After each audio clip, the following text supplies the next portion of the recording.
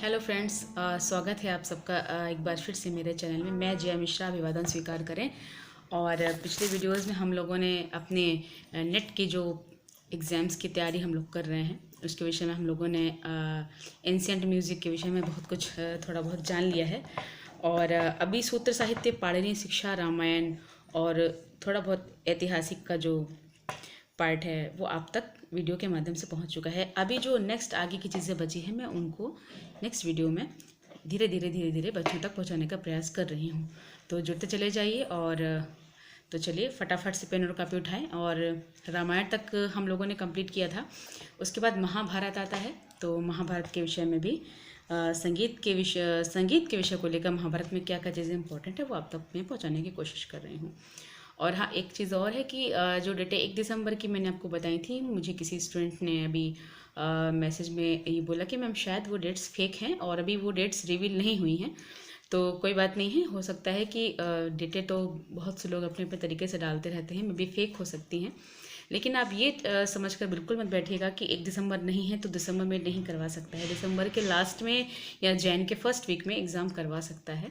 और आप ऐसे प्रिपेयर रहिए कि हाँ, हमारा जो एग्ज़ाम है वो दिसंबर में ही है। ठीक है, तो ऐसे आप अगर प्रिपेयर करके चलेंगे तो आप अपनी पढ़ाई को बढ़ाते ही चले जाएंगे। 6 से 8 घंटे करेंगे, 10 घंटे भी करेंगे। तो वो चीज़ रखिएगा। हो सकती है ये डेट्स फेक हों, लेकिन होने होने को दिसंबर और जनवरी में आपके एग्ज़ाम्स में भी हो जाने चाहिए। तो चलिए आइए, हमने रामायण तक बात करी थी, महाभारत पे आते हैं।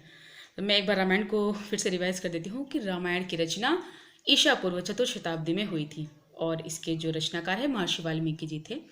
इसके कलाकारों को कुशीलव कहा जाता है। रामायण में जो कलाकार संग्रहित थे नाटक के उपयोगी आदि में जिनकी उपयोगिता थी, जो उन्हें कुशीलव कहा जाता था। और गायकों को शिल्पी कहा जाता था। ये मैं पिछले वीडियोज़ में आपसे शेयर कर चुकी हूँ।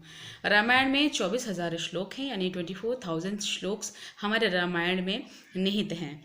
और अब आइए महाभारत की बात करते हैं। महाभारत की रचना ईसा पूर्व 3री शताब्दी में हुई थी। तो देखिए, रामायण हुआ था 4th शताब्दी में और आपका महाभारत हुआ था 3री शताब्दी में। इसका मतलब क्या हुआ कि जो आपका महाभारत ग्रंथ है वो रामायण से भी ज़्यादा प्राचीन है। और महाभारत की का जो टाइम था, जो पीरियड था, तो ये जो कुछ वाद्यों का मेरे पास एक उल्लेख मिल रहा है, मैं देख पा रही हूँ। तो ये जो वाद्य हैं, इनमें से कुछ वाद्य ऐसे हैं कि जो आज के टाइम पर विलुप्त प्राय श्रेणी में आ चुके हैं। ठीक है, इन पर बहुत सारे रिसर्चर्स वर्क कर रहे हैं। तो आइए मैं उनका उनका नाम आपको बता देती हूँ, उसको भी आप नोट करते चले जाइएगा। कि महाभारत का एक वैदिक युग की तरह राजसूय अश्वमेध यज्ञों का आयोजन होता था।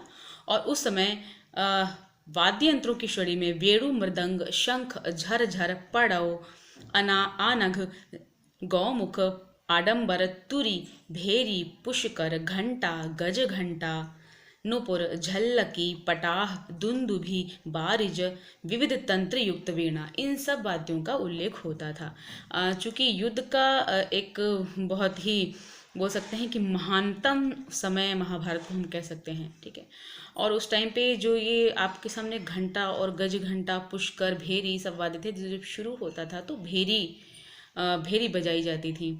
और जो शंखनाद होते थे। और ये जो आपके गज घंटा है, तो गज घंटा हाथियों के गले में एक घंटा बांधा जाता था, जिससे पता चलता था कि सेनाएं सामने से आ रही हैं। तो ये इस तरीके के जो वाद्य यंत्र थे, ये इन्हें हम कह सकते हैं कि ये महाभारत के काल से चले आ रहे हैं, लेकिन कुछ विलुप्त प्राय श्रेणी में भी आजकल आ गए हैं। ठीक है, और महाभारत में 1 लाख श्लोक निहित है। इसकी विशालता के कारण ही इसे महाकाव्य कहा जाता है, ये आप सबको पता होगा। और एक आप पॉइंट नोट करिए, ये इसका क्वेश्चन हो सकता है बनाकर आपको दे दे कि अकबर ने महाभारत के फारसी अनुवाद का नाम रज़्मनामा रखा था।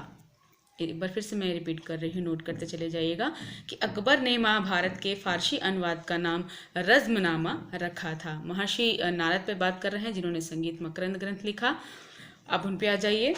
महर्षि नारद जी, जिन्होंने संगीत मकरंद ग्रंथ लिखा हुआ है, इन्होंने संगीत मकरंद के साथ साथ नारदी शिक्षा, पंचम संहिता, राग निरूपण आदि ग्रंथों की भी रचना करी हुई है।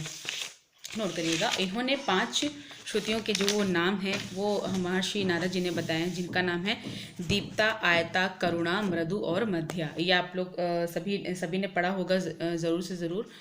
ठीक है।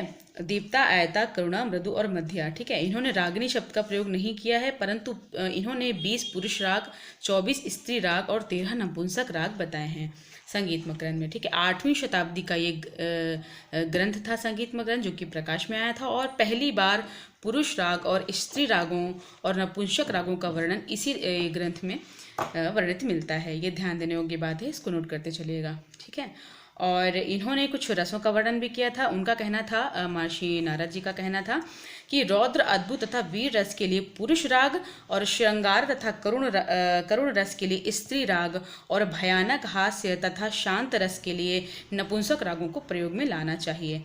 और इस ग्रंथ में उन्होंने रागों की जातियां यानी कि संपूर्ण षाडव और औडव और गान समय भी बताया था।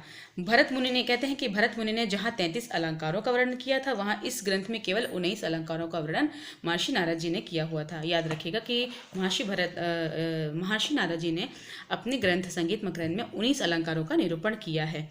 ठीक है, और इन्होंने वीणा के 18 भेदों का भी वर्णन किया है। इन्होंने वीणा के 18 भेदों का भी वर्णन किया है, ये आप नोट करिएगा। और नेक्स्ट हम आएंगे अगले वीडियो में बात को लेकर रुद्र वीणा का सर्वप्रथम उल्लेख संगीत मकरंद में हुआ है। ये एक पॉइंट है, नोट कर लीजिएगा, इससे क्वेश्चन आ जाता है कि रुद्र वीणा का सर्वप्रथम उल्लेख संगीत मकरंद में हुआ है। तो चलिए मिलते हैं नेक्स्ट वीडियो में, तब तक के लिए अभिवादन स्वीकार करें। जय हिंद, जय भारत।